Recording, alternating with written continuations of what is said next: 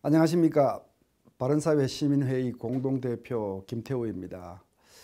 오늘은 북한의 평화공세와 우리의 대응이라는 제목으로 북핵 문제 전반을 총정리하는 그런 시간을 가져보도록 하겠습니다. 평화의 바람이 너무 거세죠. 모든 것을 휩쓸어 갈 만큼 강력한 것처럼 느껴집니다. 그러나 과연 이게 어떤 바람인가, 우리가 무엇을 조심하고 또 어떤 대응을 해야 하는가, 이런 문제에 대해서 제가 다음과 같은 순서로 여러분들에게 설명을 한번 해보겠습니다. 먼저 지금 불고 있는 이 평화의 바람 성격에 대해서 총평을 한번 내려보고요.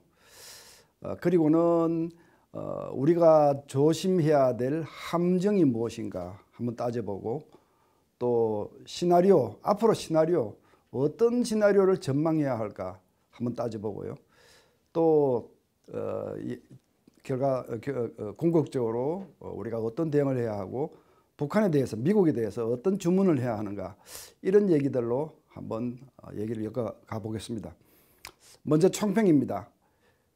지금 북한 김정은 위원장의 신년사로 시작된 이 평화의 바람, 그래서 고위급 회담이 열리고 또 특사가 오고 갔고, 4월 정상회담 합의가 이루어졌고요. 북한이 비핵화를 하겠다는 의사를 표현했고요. 이런 일련의 얼핏 보기엔 장밋빛 그림들이 펼쳐지고 있는데요. 한마디로 이것은 환영해야 하지만 열광해야 될 대상은 결코 아닙니다. 그만큼 조심해야 될 것이 많고, 특히 이 세 나라 정부에게는 어마어마한 도박이 될 것입니다. 북한에게는요, 이 평양 정권입니다. 이번에도 또다시 기만극을 펼친다면 그 다음 기만극을 펼칠 기회는 아마 없을 수도 있습니다. 북한도 어떻게 보면 기로에 몰리는 겁니다. 미국도 그렇습니다. 트럼프 대통령은 개인적으로도 국내 정치적으로 문제들이 많죠.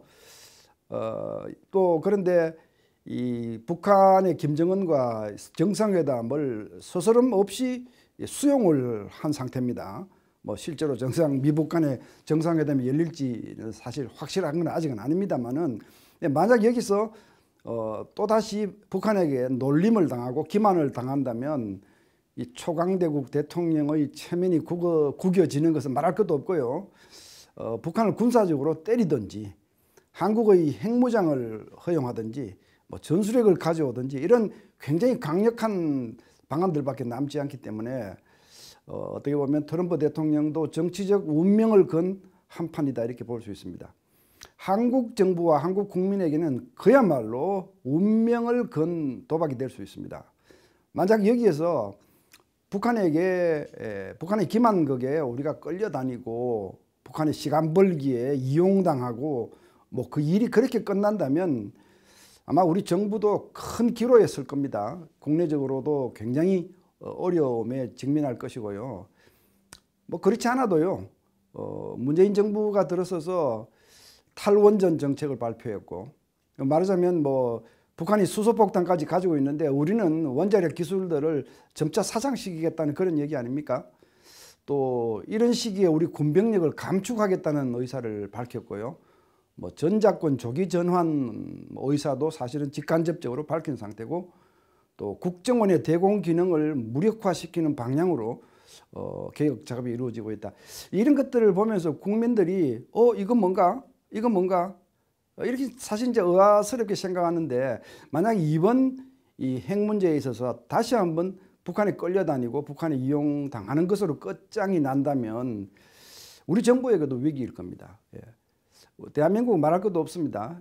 다시 한 번 더 북한의 기만극에 이용당한다면 과거와는 많이 다르죠. 지금은 북한이 핵을 보유한 상태입니다. 그래서 한국의 운명이 굉장히 위험에 처한다. 그러니 이번 지금 불고 있는 평화의 바람, 이 사태는 결코 열광해야 될 대상이 아니다. 냉정하고 차분하게 대응해야 할 사태다, 이렇게 제가 평가를 해보겠습니다. 자, 이제 그 다음 순서로 그러면 왜 열광해서는 안 되는지 이유를 먼저 말씀을 좀 드릴게요. 다시 말씀드려서 합리적인 의심을 해야 할 이유입니다. 북한의 핵포기 의사라고 하는 데 대해서 우리가 합리적으로 의심해야 될 이유들이 너무나 많습니다. 첫 번째로 북한은 전과가 많습니다. 적어도 6번에 걸쳐서 과거에 핵 합의를 짓뭉개했습니다. 위배하고 파기했습니다. 그 일일이 다 열거할 수도 없습니다. 1990년에 남북 기본합의서, 비핵화 공동선언 그거 일거에 다 짓뭉개했죠. 그 이후에 1994년 제네바 핵합의, 또 2005년도에 9.19 공동성명, 2007년도에 2.13 합의, 그리고 13 합의, 그리고 2012년도에 2.29 합의, 적어도 6번에 걸쳐서 핵을 포기할 듯 합의를 했지만 결국 이중 전략을 펼치고 말았죠. 이중 전략이라는 게 뭔지 아시죠? 핵 따로 대화 따로라는 겁니다. 그러니까 겉으로는 대화를 하면서 뒤로는 핵 무기를 계속 만드는 겁니다. 이 북한의 이중 전략에 온 세계가 한번 6번에는 놀아놨는데, 이게 바로 우리가 북한을 그 비핵화 의지를 의심해야 될, 합리적으로 의심해야 될 첫 번째 이유입니다. 두 번째 이유는요, 북한의 국내 사정입니다. 북한이 지난 20년이 넘는 세월 동안 이 핵 보유를 핵 보급이라고 칭하고 거의 신앙처럼 떠받들어 왔습니다. 2012년 북한의 그 개정 헌법에 스스로를 핵 보유국이라고 천명을 했고요. 또 핵 개발에 성공한 김정일 위원장을 향해서는 말이죠. 북한을 핵 강대국으로 변전시킨 불세출의 영웅으로 칭하기도 했습니다. 이런 상황에서 어느 날 갑자기 핵을 포기하는 쪽으로 정책을 바꿀 수 있는가? 북한 체제의 특성을 보면 쉬운 일이 아니다, 이렇게 말씀을 드릴 수가 있습니다. 그리고 또 세 번째 이유로는요, 북한이 어려울 때마다 한국을 이용했습니다. 1975년 월남이 패방하고 나서는요, 북한은 잔뜩 고무가 돼서 이 고려연방제 통일안을 막 떠들고 선전하고 했죠. 그러나 이제 1990년 동구라파의 공산국가들이 무너지고 소련이 휘청휘청 하는 이런 상황에서 북한은 굉장한 고립감을 느끼고 남한과의 대화를 통해서 자기들의 그 위기를 극복하려고 했고, 그게 바로 기본합의서 비핵화 공동선언으로 다 나타났죠. 이번에도 북한이 굉장히 어렵습니다. 사실은 2006년 이래 유엔 안보리가 북한에 대해서 제재를 하겠다고 결의한 안보리 결의가 11개입니다. 거기다가 워낙 트럼프 대통령이 강력하게 중국을 밀어붙이니 중국도 작년 말부터는 꽤 강도 있게 북한을 제재하기 시작했죠. 그러니까 북한의 경제가 질식사하기 직전 단계에서 지금 이런 평화 공세를 펼치고 있다. 이런 점도 사실은 우리가 의심해야 될 이유고요. 또 한 가지는요, 세 번째 이유는요, 이번에 북한의 평화회담, 평화 공세가 나오게 된 배경이 상당히 의심스럽습니다. 작년 10월 달에 북한이 노동당 중앙위원회 제7기 제2차 전원회의, 우리로 말하면 간부회의입니다. 이 회의에서 소위 2대 전략 목표를 채택했습니다. 그게 뭐냐면 핵보급을 계속 유지하자는 것이고, 첫째는요. 둘째는 이 어려움 속에서 국제 제재를 어떻게든 극복하자는 겁니다. 그러니까 핵 보유 유지와 국제 제재 극복, 이 두 가지를 2대 전략 목표로 채택을 했습니다. 그리고는 이어서 김정은 위원장의 신년사가 나온 겁니다. 그러니까 이 과정을 보면요, 북한이 결코 핵을 포기할 진정성을 가지고 평화 공세를 펼치는 것인가 의심하지 않을 수 없는 것이죠. 또 있습니다. 김여정이 누굽니까? 북한에서 두 번째 실세 아닙니까? 그리고 노동당 선전 선동부 부부장입니다. 지금 북한의 매체들은 다 김여정이 검열하고 있는 겁니다. 그 김여정이 대한민국에 특사로 내려왔고요, 웃으면서 악수를 하고 돌아갔지만 지금 그 김여정이 관할하고 검열하는 북한의 관영 매체들이 일체 비핵화 얘기를 하지 않고 있습니다. 오히려 반대로 핵 보유를 계속 정당화하는 이런 논조들을 내보내고 있죠. 그러니까 지금 남쪽에 대해서 하고 있는 이 말들이 과연 진정인가, 이런 의심을 갖는 것은 당연하다고 보겠습니다.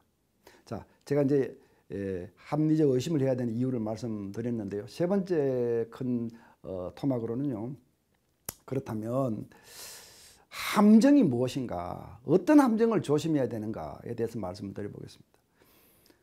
지난 3월 5일입니까? 정의용 청와대 안보실장이 북한 갔다 와서 발표한 게 있죠. 합의문이라고 발표했지만 사실은 이제 자신들이 확인한 북한의 입장 정도입니다. 근데 거기에 보면요, 6개 항의 그 발표를 했는데요. 그 중에 3번째 항과 5번째 항, 이게 상당히 이 함정이 많을 수 있습니다. 3번째 항에서 북한이 뭐라고 했느냐 하면요, 군사적 위협이 해소되고 체제 안전이 보장된다면 핵무기는 필요하지 않다, 이렇게 얘기를 했어요. 그 다음에 이제 5번째 항에 가서는 뭐라고 했느냐 하면요, 이제 물론 뭐 미국과의 회담, 정상회담을 희망하고 뭐 이런 조항들이 있습니다. 근데 5번째 항에서 뭐라고 얘기를 했느냐 하면요, 우리는 이 핵과 이 재래무기를 남한에 대해서 사용하지 않고, 그리고 대화를 하는 동안에는 모라토리움을 하겠다. 즉 핵실험을 하지 않고 또 미사일 발사도 하지 않겠다. 이 2개 항, 3번째 항과 5번째 항은요, 저희 전문가들 입장에서 보기에는 이게 고무줄 조항입니다. 엿가락 조항입니다. 마음대로 대상을 늘릴 수도 있고 줄일 수도 있는 겁니다. 3번째 항에서 말이죠, 군사적 위협이 소멸된다면 이라는 단서, 또 체제 안전이 보장된다면 이라고 하는 단서, 이게 문제죠. 북한은요, 이 한미연합훈련을 군사위협이라고 지금까지 주장해 왔고요. 또 뭐 미국의 전략자산이 한반도에 전개되는 거, 이거 우리에 대한 위협이라고 얘기를 해왔고요. 뭐 이 연장선에서 한미동맹 자체가 우리에게 위협이다. 주한미군이 있는 것이 우리한테 위협이다. 미국의 적대시 정책이 우리 체제에 위협이 된다. 뭐 오만 가지를 다 얘기할 수 있기 때문에 사실은 이 대목에서 북한이 이 핵 포기의 전제 조건으로 무엇을 요구할 것인가, 이게 사실은 북한의 진정성을 알아보는 바로미터입니다. 이게 가늠자가 되는 겁니다. 이 한국이나 미국 국제사회가 받아들일 수 없는 무리한 요구를 한다면 그건 곧 나는 지금 핵을 포기할 생각이 없소이다, 이렇게 얘기하는 것입니다. 네. 5번째 항도요, 상당히 아리까리합니다. 예. 핵 대화를 하는 도중에는 핵실험하지 않고 발사를 하지 않겠다. 그럼 대화가 깨지면 언제든지 핵실험을 재개하고 발사를 재개하겠다. 그 얘기를 사실은 담고 있는 것이고요.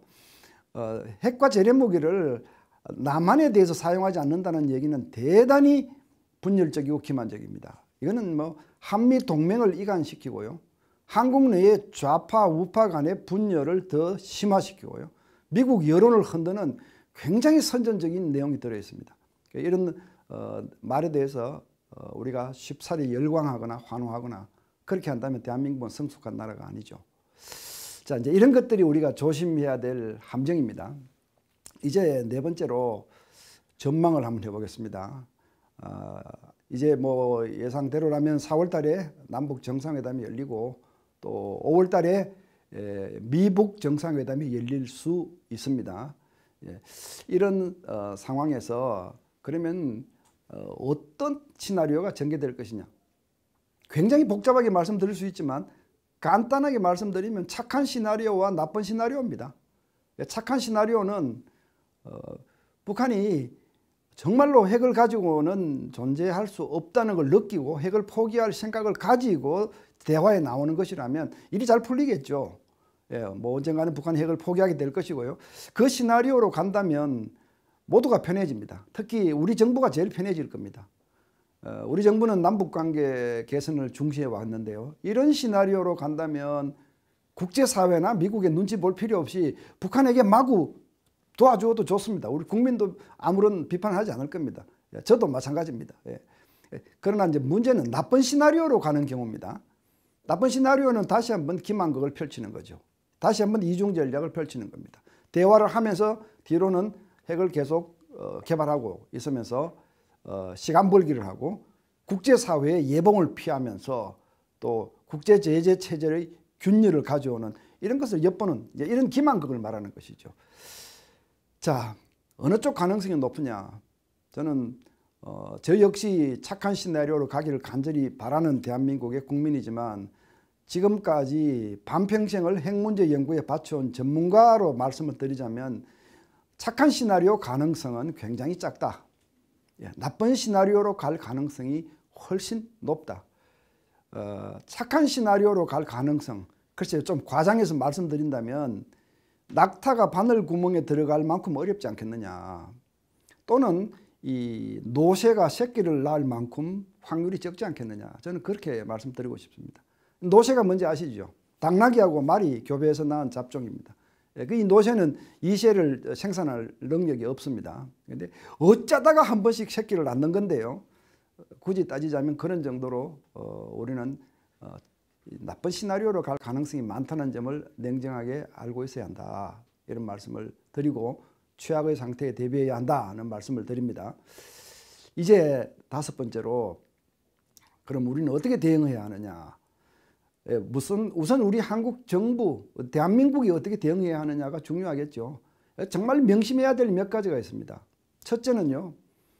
대한민국이 절대로 북한이 이용하는 것을 무한정 허용하지 않는다. 사실 지금도 북한이 남한을 이용하고 있다는 거 우리 정부도 알고 국민도 알고 온 세상이 다 알고 있습니다. 그럼에도 응하는 이유는 뭡니까? 이게 신락 같은 가능성이지만 그래도 혹시 핵 포기의 길로 갈까 해서 지금 그렇게 하는 겁니다. 그런데 무한정 이용만 당하지 않는다는 것을 북한에게 확실히 해주는 것이 중요하고요. 그리고는요. 남북 정상회담에서 이 핵 문제 해결을 중요한 의제로 반드시 삼아야 합니다. 북한이 지금까지 핵은 미국하고 얘기하는 거지 남조선하고 관계없는 거다 얘기했지만 그런 소리 하면 안 된다는 것을 확실히 못을 박아줘야 합니다. 그리고 또 있습니다. 조선반도 비핵화는 선대의 유언이다. 이 사기 기만적이고 이중적인 이런 말을 더 이상 하지 못하게 해야 합니다. 조선반도 비핵화가 뭡니까? 이게 선대의 유언이라고 얘기하고 조선반도 비핵화를 영어로 하면요.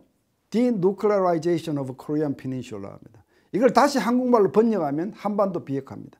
그러니까 많은 사람들이 조선반도 비핵화와 한반도 비핵화가 마치 같은 말인 줄 알고 있는데요. 북한이 말하는 조선반도 비핵화는 한국에 있는 미국 핵무기, 핵우산, 핵역량 모든 것이 다 걷어져야 한다. 없어져야 한다.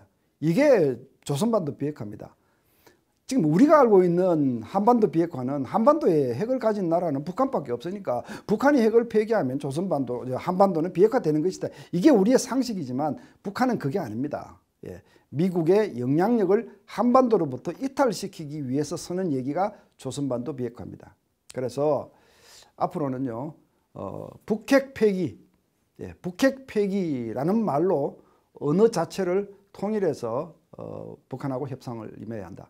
그리고 가장 중요한 것은 이겁니다. 북한하고 대화를 할 때 북한이 북핵 폐기를 행동으로 보여주기 전까지 우리는 압박과 훈련과 억제와 이런 것들을 유지할 수밖에 없다.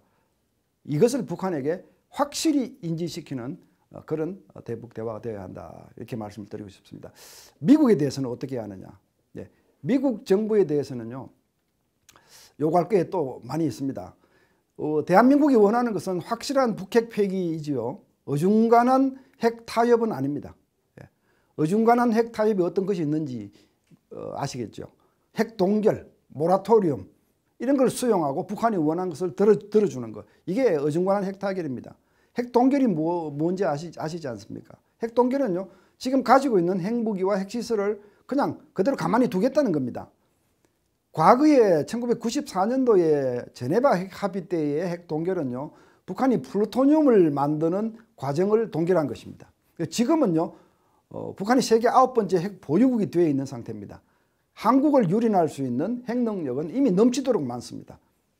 이런 상태에서 핵을 동결한다는 것은 미국의 어떤 골치 아픈 정치적 논란으로부터는 논란을 해소시킬 수 있을지 몰라도 대한민국의 안보는 전혀 해결되는 게 아닙니다. 모라토리움도 마찬가지입니다. 더욱더 문제지요. 단순히 핵실험을 하지 않고 미사일 발사를 하지 않는 것으로 미국은 좋아할 수 있습니다. 특히 미국을 때릴 수 있는, 강타할 수 있는 장거리 대륙간 탄도탄을 더 이상 개발하지 않고 발사하지 않겠다 그러면 트럼프 대통령은 정치적으로 이득을 얻을 수 있습니다. 그래서 대한민국 안보를 해결하는 게 아니지 않습니까? 결코 동맹국이라면 이런 해결을 해서는 안 된다라고 하는 것을 명확히 해줘야 하고, 그러나 한국이 미국에게 이런 것을 요구하기 위해서는요, 전제가 있어야 합니다. 대한민국이 신뢰받는 동맹국이라고 하는 이 사실을 흔들림 없이 미국에 주지시켜야 합니다.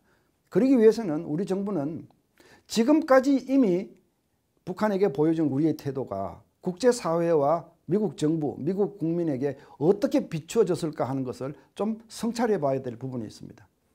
한번 보십시오. 북한에 대한 얘기를 우리가 미국에 전해주지 않았습니까? 그 동맹은 왜 있는 겁니까? 우리가 6.25 남침을 당했고 그 이후에 북한의 위협에 대응하기 위해서 한미동맹이 있어 온 겁니다. 즉 한미동맹은 북한이라고 하는 공동위협에 대응하기 위해서 존재해온 것입니다. 그런데 북한 김정은 위원장의 친서를 우리 특사가 받아서 미국에 전달한 이 적장의 편지를 받아서 우리가 동맹국에 전달해주는 이런 모습을 미국 국민이 어떻게 바라볼 것 같습니까? 그리고요, 우리가 북한을 두둔하고 또 이 북한을 북한 편에 서서 의사를 계속 전달하는 이런 모습들은요, 동맹의 신뢰를 떨어뜨린다는 걸 잘 아셔야 됩니다. 그러기 위해서는 한미 동맹의 중요성을 끊임없이 중시하고 부각시키고 북한하고 대화를 하는 중에도 동맹 간의 대화 그리고 서방 세계와의 대화는 더욱더 긴밀하게 이루어져야 한다. 이게 우리 정부가 해야 될 일들입니다. 자, 여기서 빠뜨릴 수 없는 한 가지 말씀드리고 제가 맺은 말로 가겠습니다. 지금 평화의 바람이 불고 있지만 대한민국은 사실 중대한 기로로 가고 있습니다. 아까 제가 두 가지 착한 시나리오와 나쁜 시나리오 말씀드리지 않았습니까? 착한 시나리오로 가는 경우에는 물론 문제가 없습니다. 근데 나쁜 시나리오로 가는 경우에 대한민국이 어떻게 하느냐? 굉장히 중대한 기로입니다. 여기에 두 가지 선택이 있을 수 있습니다. 대한민국이 북한이 기만을 펼치고 시간 벌기를 하더라도 남북관계 개선에 연연한다면 북한 말을 들어주고 오히려 북한 편에 서서 세계를 국제사회를 설득하려고 우리가 시도를 하겠죠.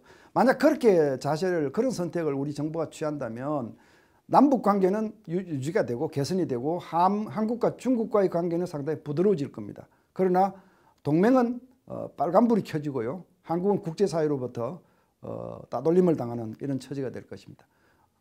이거는 대한민국이 택할 수 있는 선택이 아닙니다. 그래서 두 번째 선택으로 가야 하는데 두 번째 선택은 뭐냐면 북한이 기만하고 있다는 사실이 드러난다면 우리는 계속해서 북한을 압박하고 안보를 중시하고 북한에 대한 억제를 강화하는 소위 국제사회와 동맹의 보조를 맞추는 이런 행보를 하는 것이 두 번째 선택인데요.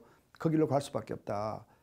다시 제가 정리해서 말씀드리면 북한이 앞으로 이 미북 대화 또 남북 대화가 나쁜 시나리오로 가서 북한이 다시 한번 세계를 기만하는 쪽으로 간다면 대한민국은 중대한 기로에 서게 된다. 거기에서 우리가 국제사회와 같이 보조를 취하지 않고 북한과 보조를 취하는 상황이 온다면 대한민국은 중대한 기로에 서게 된다 하는 말씀을 제가 엄중하게 드립니다. 이제 맺은 말을 드리겠습니다. 방금 말씀드린 것처럼 이번 현재 불고 있는 평화의 바람은요, 열광할 대상이 아닙니다. 환호할 대상이 아닙니다. 우리 국민은 들뜬 마음을 가지지 말고 차분하고 냉정하게 대응해야 한다 말씀드리고 싶고요. 우리 언론 절대로 앞서 보도하지 마십시오. 우리 언론이 이 한쪽 방향으로 특정 방향으로 분위기를 부추기고 또 부질없이 이 김정은을 칭찬하고 이런 식의 보도는 대단히 곤란합니다. 냉정하게 사실 위주로 보도해 주시기 바랍니다. 김정은이 누굽니까? 몇 달 전까지만 해도 백령도 연평도 전명훈련을 현지 시찰하면서 그 전선에 나왔던 바로 그 사람이 김정은입니다. 과도한 보도는 삼가해 주시기 바랍니다. 사실 우리 언론에게 이런 걸 부탁하는 것 자체가 의미가 있는 일인지 저 잘 모르겠습니다. 솔직히. 그러나 그렇게 해주시길 바랍니다. 우리 정부 국민의 관심이 쏠린 큰 사안인 만큼 냉정하게 차분하게 현명하게 대응해 주시길 바랍니다. 여기서 줄이겠습니다. 감사합니다.